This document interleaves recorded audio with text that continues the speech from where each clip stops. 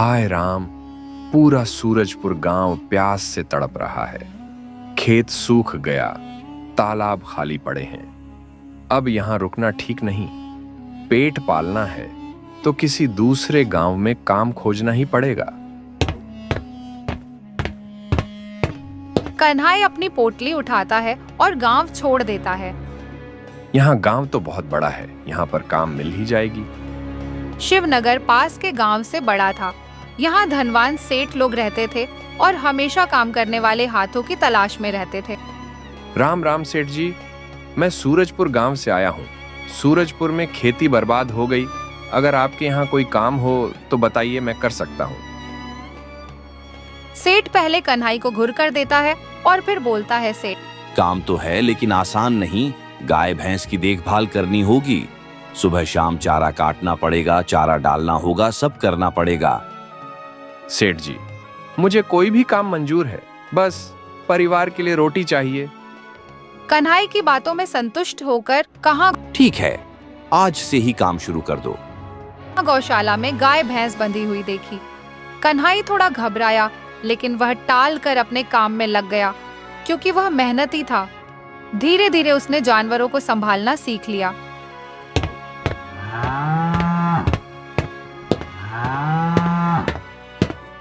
अरे वह, ये तो बहुत भले हैं।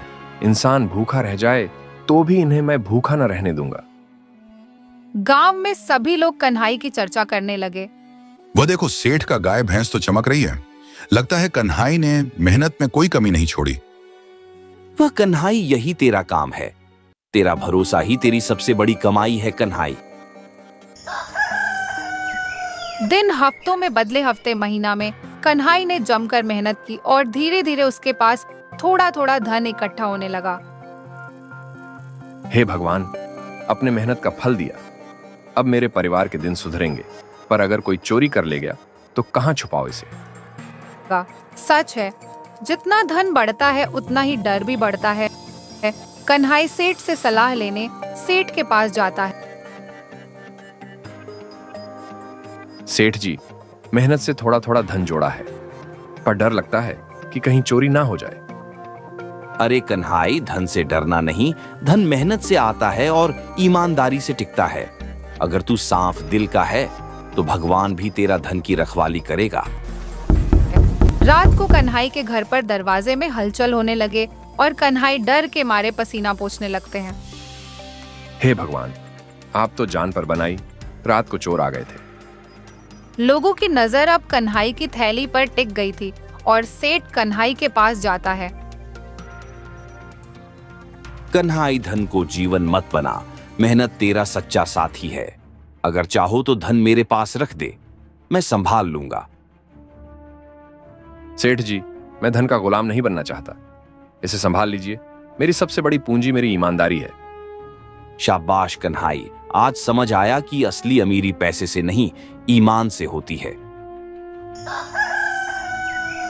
कुछ वर्ष और भी जाते हैं। सेठ के पास कन्हई के बहुत पैसे जमा हो चुके थे। एक दिन की बात है।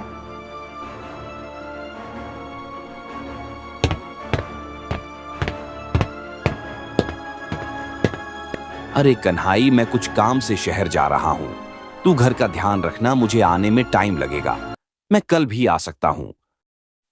ठीक है सेठ जी, आप चिंता मत करिए, मैं सब कुछ संभाल लूंगा। सेठ शहर के लिए रवाना हो जाते हैं, लेकिन दुर्भाग्य से वहां रास्ते में गाड़ी के नीचे आ जाते हैं, जिसके चलते सेठ वहां पर ही अपना दम तोड़ देता है। अरे कोई है घर पर? हाँ भैया, कौन हो आप? क्या काम है सेठ जी? शहर गए हुए हैं, कल आएंगे। अरे भाई, तुम्हारे सेठ जी का दुर्घटना बस एक्सीडेंट हो गया है और वहीं पर दम तोड़ दिया है। उनके मृतक शरीर वहां पर ही पड़ा हुआ है, चलो मेरे साथ। कन्हई गांव के कुछ लोगों को लेकर उस जगह पर जाते हैं जहां पर सेठ के मृतक शरीर पड़ा हुआ था। हे भगवान, ये क्या हो गया? अब क्या होगा? सेठ के घर पर और कोई भी नहीं है। एक लड़का था, मगर वह भी बाहर कमाने गया है। अगले दिन गांव वालों और कन्हैया मिलकर सेठ के अंतिम संस्कार कर देती है। अब तो सेठ के बेटे जब तक नहीं आते तब तक मैं यहां पर ही रहूंगा। कुछ महीने बीत जाने के बाद उसके बेटा राजू शहर से घर आ जाते हैं। पिताजी पिताजी कहाँ पर हो आप? अरे छोटे मालिक सेठ, आप दोबारा नहीं आएगा। क्या बक रहे हो तुम? और कौन हो तुम? हमारे घर पर क्या कर रहे हो? अरे छोटे मालिक, मैं आपके यहाँ पर काम करता हूँ। जब सेठ शहर गया था तब रास्ते में उनके एक्सीडेंट दुर्घटना हो जाते हैं और तुम्हें खबर देने के लिए हमारे पास कोई सुविधा नहीं था। राजू दुखी मन से घर के अंदर चले जाते हैं।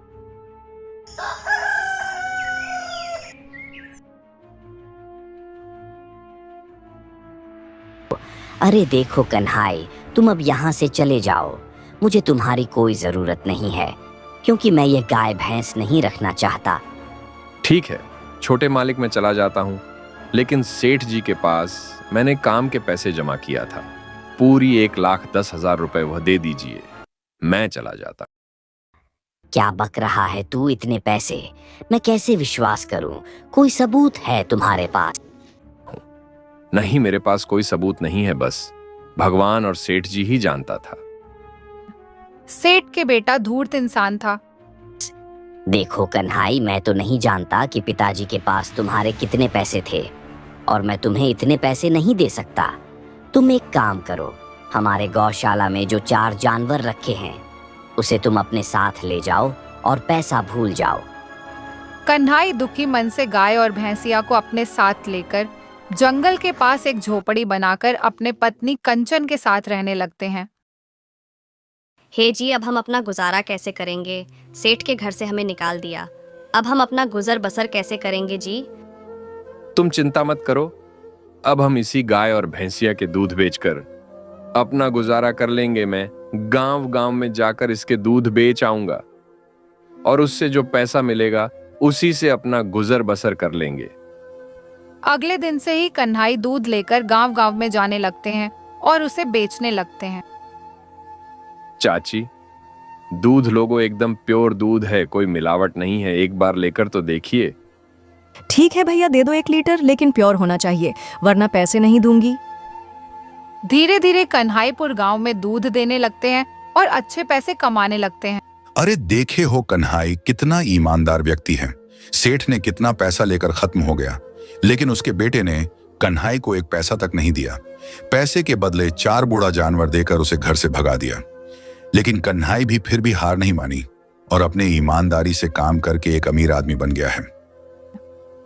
कन्हाई की ईमानदारी इतनी दूर दूर तक फैल गई थी कि शहरों से भी अब उसके दूध लेने दुकानदार उसके घर आते थे। दोस्तों, धन कभी सुरक्षित नहीं रहता, पर सच्चाई और मेहनत का फल कोई चुरा नहीं सकता, और यही सीख पूरे गांव ने उससे पाई।